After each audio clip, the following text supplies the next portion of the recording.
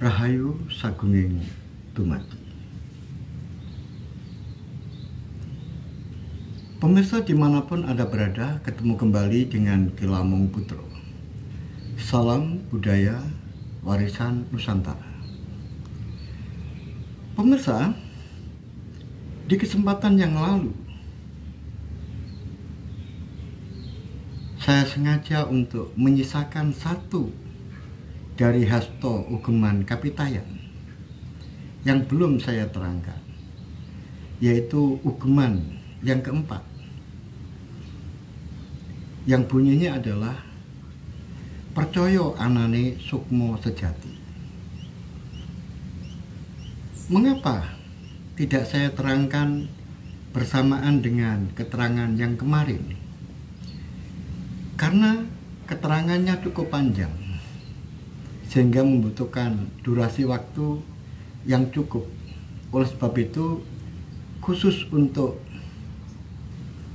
ugeman yang keempat, yaitu percaya anane sukmo sejati, akan saya terangkan secara terpisah dari yang lain, saya sendirikan. Nah, sekarang ini akan saya jelaskan. Pemirsa dimanapun Anda berada,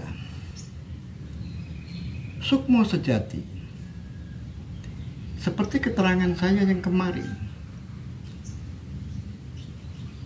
bahwa ugeman yang ketiga,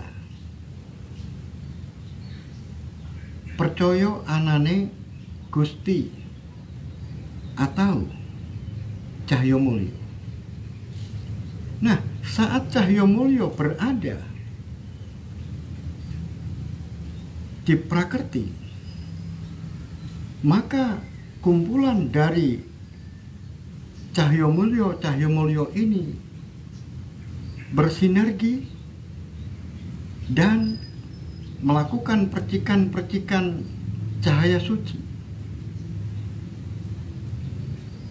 Nah, cahaya suci itulah kemudian membentuk maya dan membentuk sesuatu yang akhirnya menjadi mewujud mangejowantah menjadi gotro. Nah, di dalam proses terjadinya sukmo sejati ini, maka tidak lepas dari adanya gotro.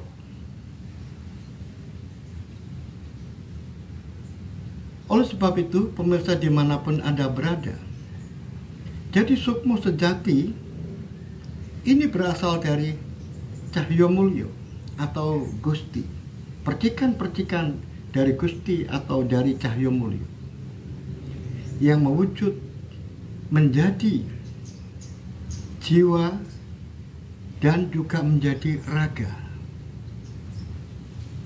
yaitu menjadi rogo sejati dan menjadi sukmo sejati. Percikan-percikan Gusti atau Cahyo Mulyo ini akhirnya terwujudlah rogo sejati dan sukmo sejati. Rogo sejati itu disebut dengan gotro lumrah. Sedangkan sukmo sejati itu merupakan gotro kapetengan, khusus dimiliki oleh yang namanya wong. Gotro yang namanya wong. Karena ada gotro-gotro yang lain, khusus untuk wong, di sini ada rogo sejati dan ada sukmo sejati.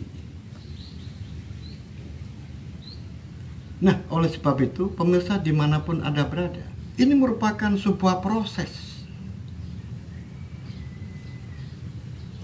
Proses penciptaan saat berada di Prakerti.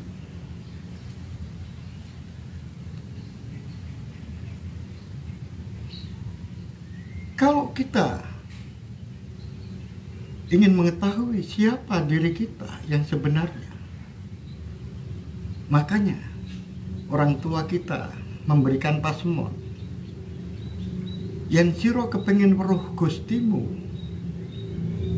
mongko sira kudu mondok nyang Ponorogo utawa mondok nyang Kediri. Artine mondok iku sinau. Ponorogo iku saka tembung pono lan rogo. Pono artine ngerti, rogo iku awak. Kalau tidak ke Ponorogo, ya ke Kediri, yaitu ke diri kita, sinau nyang diri kita. Nah, kalau kita mengikuti perjalanan dari rogo sejati dan sukmo sejati, maka dari sebelum diproses di prakerti, maka yang namanya rogo sejati dan sukmo sejati ora ono. Setelah diproses, maka lalu ada rogo sejati, sukmo sejati, asale ora ono, banjur ono.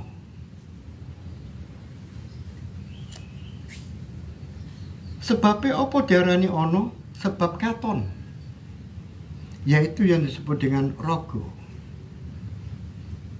Inilah yang disebut dengan gotro lumrah. Diarani ora ono sebabnya sukmo sejati, ora katon, ning ono. Nah, itulah rogo sejati dan sukmo sejati. Nah, setelah terjadinya proses di prakerti, kemudian sudah mangejowantah menjadi rogo sejati dan sukmo sejati, maka setelah ini nanti dipadukan menjadi satu, ibarat casingnya dan isinya ini sudah dijadikan satu, maka terjadilah uwong. Terjadilah uwong.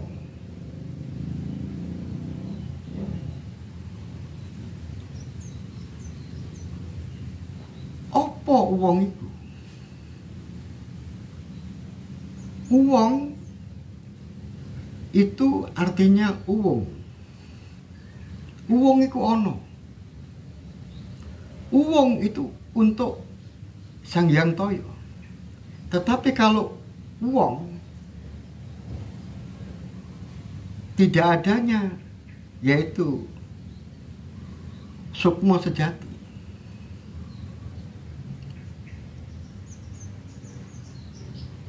Maka terbentuklah uwong. Kalau ditambahi uwong sejati, berarti tidak ada menyatu dengan yang ada. Jadilah wong sejati. Nah, wong sejati ini kalau kelaminnya berbeda, maka yang laki-laki disebut lananging jagat. Nah, yang perempuan disebut wadone jagat. Maka sekarang sudah ada lanangi jagat dan wadone jagat. Maka sekarang sudah berlaku hukum alam. Karena penciptaan proses yang ada di prakerti sudah selesai. Sekarang diserahkan kepada hukum alam untuk mengemban misi yang ke-10 dari Doso Dharma Kapitayan. Misi yang ke-10 atau laku utomo yang ke-10 dari Darsa Dharma laku utama Kapitayan yaitu Pandito Satrio Panandito. Satrio Panandito ini salah satu tugasnya adalah mengemban, melanjutkan keturunan. Nah, orang Jawa, lanange jagat Jawa, lanange jagat wadon Jawa, mengemban misi untuk melanjutkan keturunan, untuk melanjutkan nyambung watang wutunge wong tua loro bangsa Jawa. Maka di sini mulailah sudah berlaku hukum alam dan akan dilanjutkan untuk menurunkan generasi-generasi berikutnya, diserahkan kepada lanange jagat dan wadone jagat.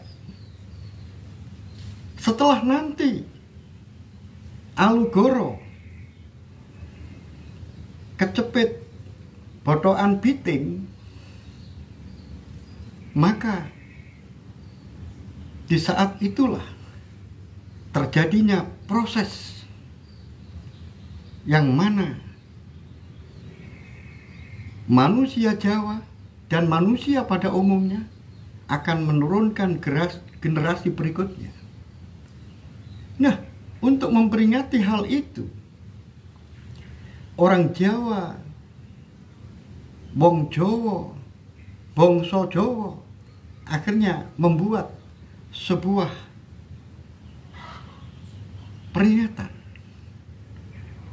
supaya selalu dikenang dan diingat oleh siapapun, yaitu berupa linggo dan yoni. Linggo melambangkan laki-laki, yoni melambangkan perempuan, dan ini merupakan lambang kesuburan. Kesuburan untuk menurunkan keturunan-keturunan berikutnya. Nah, pemirsa dimanapun Anda berada, itu adalah sudah hukum alam berlaku. Sekarang sudah diserahkan kepada lanange jagat, yang mana di situ ada rogo sejati dan sukmo sejati. Wadone jagat juga begitu. Di dalam dirinya ada rogo sejati dan sukmo sejati. Sekarang tanggung jawab sudah ada di masing-masing pribadi.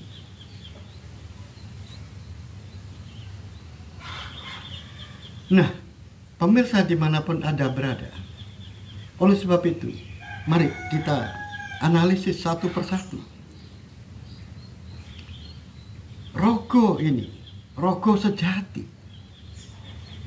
Rogo sejati ini, kalau kita analisis, maka ada beberapa bagian-bagian besar. Bagian-bagian besar yang adanya 4, yang ada di dalam rogo ini. Maka bagian yang pertama disebut Sapto Bedo Rupo. Sapto Bedo Rupo. Sapto itu 7, Bedo itu berbeda, rogo itu bagian dari anggota badan. Jadi tubuh kita ini terbangun oleh 7 hal yang berbeda. Yang pertama adalah kuku. Kuku berbeda dengan kulit, berbeda dengan rambut. Yang kedua adalah kulit. Yang ketiga adalah daging. Yang keempat adalah balung. Yang kelima adalah rambut. Yang keenam adalah utek. Dan yang ketujuh adalah jeroan.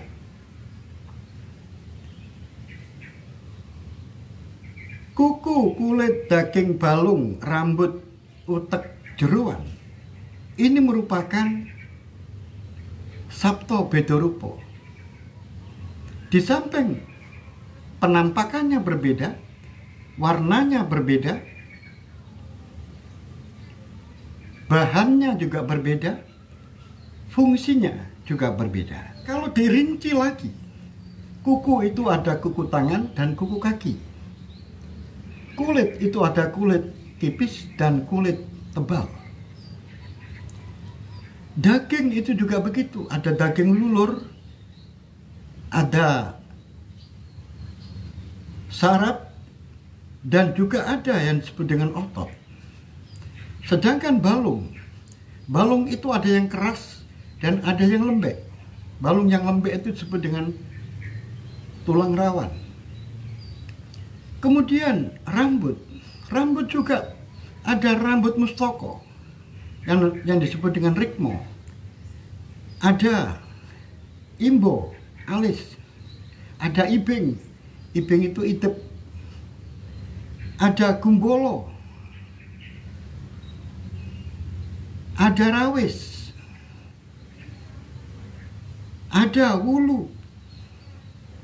Dan masih banyak lagi. Kemudian utek itu ada yang namanya otak yang ada di kepala dan yang ada di dalam rongga balung yang disebut dengan sumsum. Kemudian yang ketujuh adalah jeroan. Jeroan inilah yang paling banyak. Di sana ada jantung, ada hati, ada paru-paru, ada ginjal, ada usus, dan ada yang disebut dengan limpo, kandungan, mangkok wadai wiji urip, dan masih banyak lagi. Apa saja yang ada di dalam ini disebut dengan jeroan.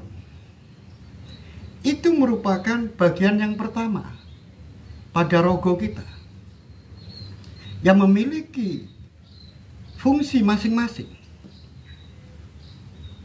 Dan bahannya juga berbeda-beda. Tidak sama antara satu dengan yang lain. Itu disebut dengan Sabto Bedorupa. 7 rupa yang berbeda yang ada di dalam rogo manusia. Bagian rogo yang kedua yaitu Sabto Cokro Rogo. Sabto Cokro Rogo. Cokro itu adalah lingkaran-lingkaran yang ada di bagian tubuh kita, tetapi tidak kasat mata. Tapi ada di tempat itu.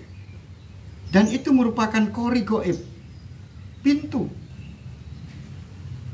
dari energi yang bisa masuk dan bisa keluar. Maka Sabto Cokro Rogo, 7 cakra raga. Ini yang pertama adalah Cokro Makuto. Cokro Makuto itu ada di ubun-ubun. Makanya pada saat masih bayi, masih kecil, di tengah-tengah kepala sini ada lubang yang tertutup kulit, belum menutup ubun-ubun. Ini adalah Cokro Makuto. Kemudian yang kedua adalah Cokro Linggo atau Ajeno. Cokro Ajeno ini berada di tengah kedua alis.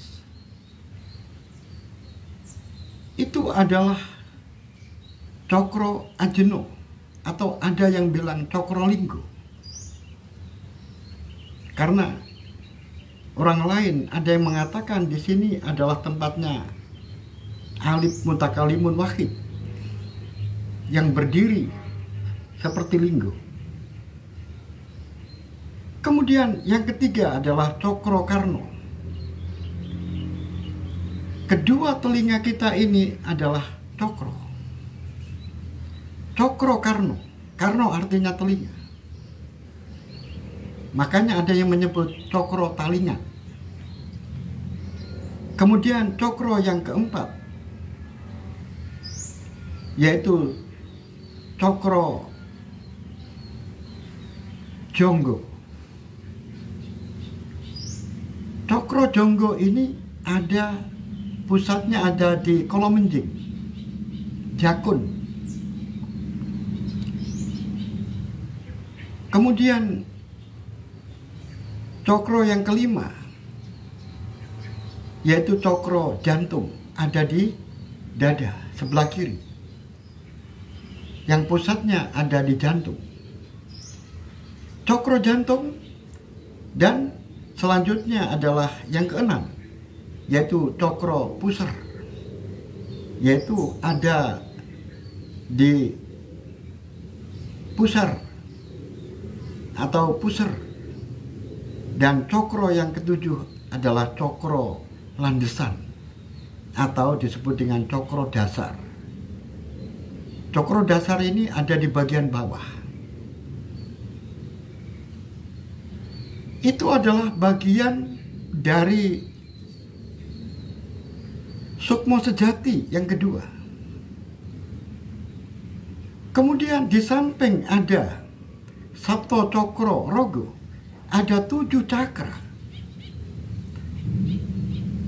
Dan tadi ada Sapto Bedo Rupo yang juga banyaknya 7.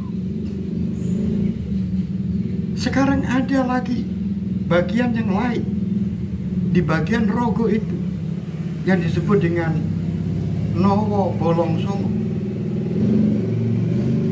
Nowo itu artinya 9, bolong lubang, songo artinya 9. Nowo bolong songo 9, yang lubangnya juga ada 9.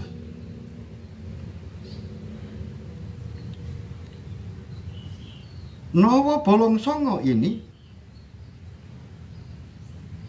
sering diucapkan oleh banyak orang, yaitu bolongan songo, bolongan howo songo, sama dengan itu. Bolongan yang pertama adalah bolongan moto kiwo, bolongan moto tengen, ada 2. Yang ketiga bolongan kuping kiwo, bolongan kuping tengen, ada 4. Kemudian bolongan irung kiwo, bolongan irung tengen, ada 6.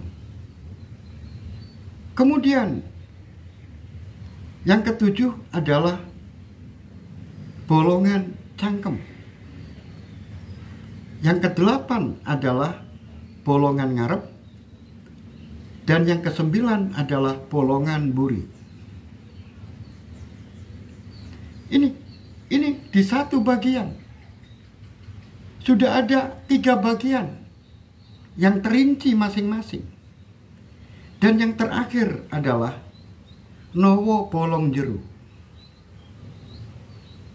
Nowo bolong jeru ini adalah rongga yang ada di dalam diri manusia. Nowo bolong jeru ini yang pertama adalah kepala. Di kepala ini juga berongga. Yang kedua adalah, yang pertama tadi disebut rongga kepala atau mustoko. Kemudian yang kedua adalah rongga paru.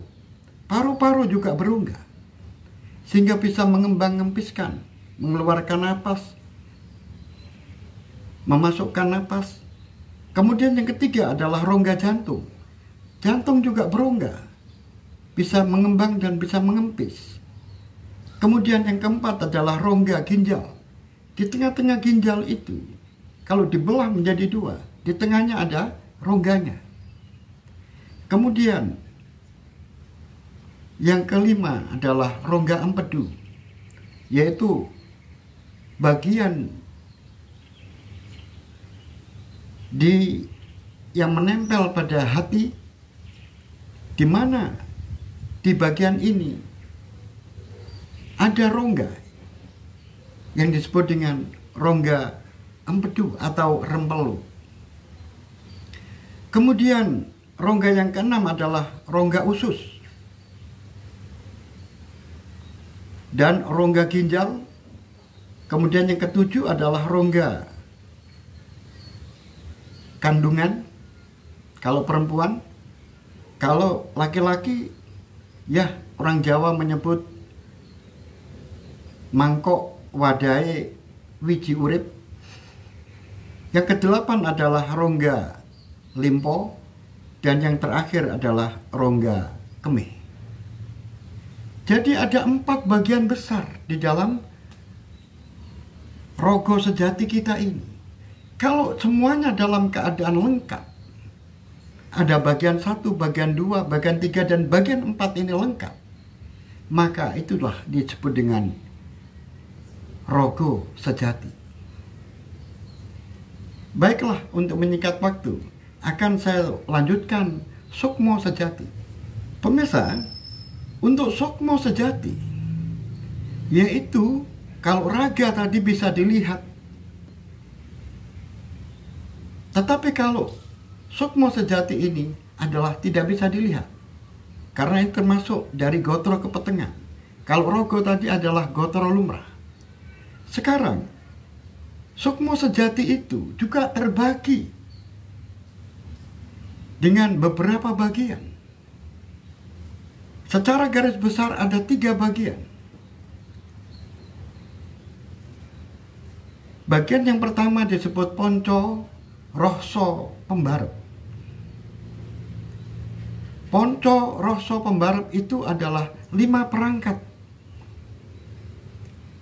Perangkat yang pertama adalah doyo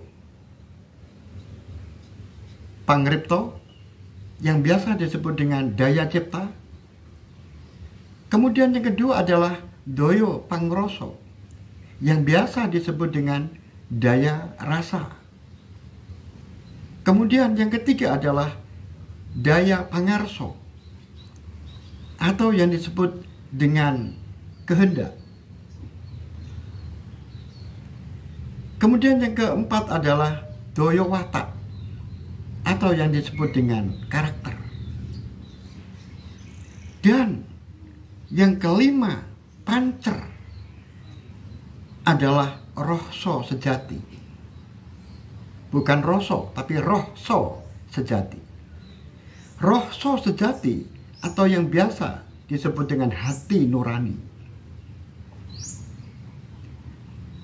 Ini adalah bagian yang pertama.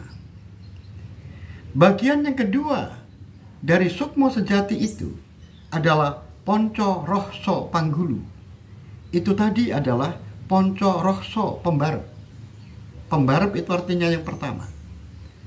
Sedangkan yang kedua, yaitu ponco rohso panggulu, artinya ponco rohso yang kedua. Ponco rohso yang kedua ini terdiri dari nafsu abangan, nafsu irengan, nafsu kuningan, nafsu putihan. Nafsu abangan, nafsu irengan, nafsu kuningan, dan nafsu putihan. Kemudian pancernya adalah nafsu rohso sejati panggulu. Jadi tadi adalah pembarepnya atau pancernya adalah rohso sejati pembarep. Sedangkan ini nafsu abangan, nafsu kuningan, nafsu irengan, nafsu putihan, maka pancernya adalah rohso sejati panggulu. Makanya di sini ada sedulur papat limo pancer. Jadi ada sedulur papat limo pancer pembarep, ada sedulur papat limo kapancer panggulu, Dan yang ketiga adalah ponco anasir rogo sukmo. Bagian yang ketiga ini adalah ponco anasir rogo sukmo.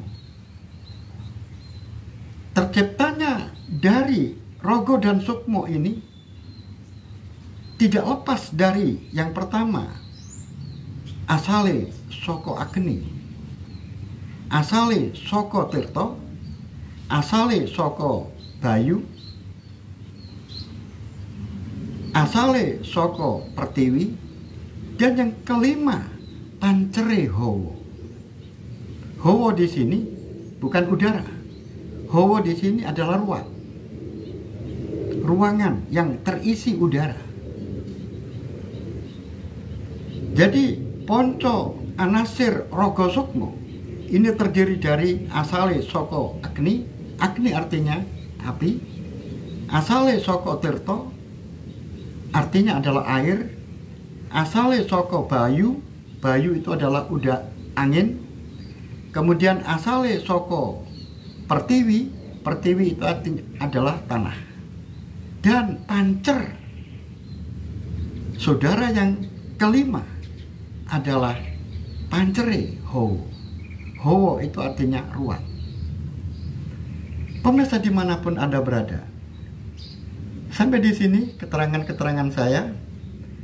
Dan yang paling penting, bahwa diri kita ini adalah komputer yang hidup. Komputer yang sudah diciptakan entah berapa ribu tahun yang lalu, yang sudah begitu canggih, yang sudah tidak membutuhkan tenaga-tenaga karena sudah berjalan secara otomatis, tidak membutuhkan malaikat karena sudah berjalan sesuai dengan hukum alam. Nah, ibaratnya tubuh kita, rogo, sukmo, di bagian yang kasar,